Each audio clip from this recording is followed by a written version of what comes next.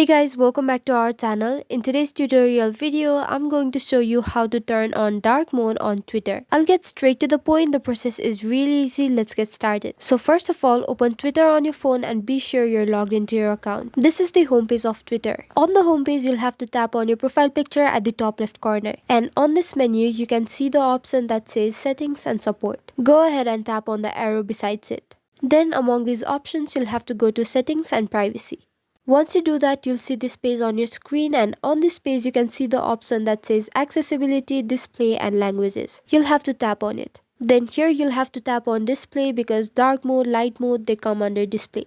On this page under Display, you can see the option Dark Mode which has been turned off. Tap on it. Now you'll simply have to tap on the On option and it will be turned on. As you can see on the screen, the dark mode has been turned on Twitter. So this is it for the tutorial. I hope it was helpful. Don't forget to like the video and subscribe to our channel for further tutorials. Thank you.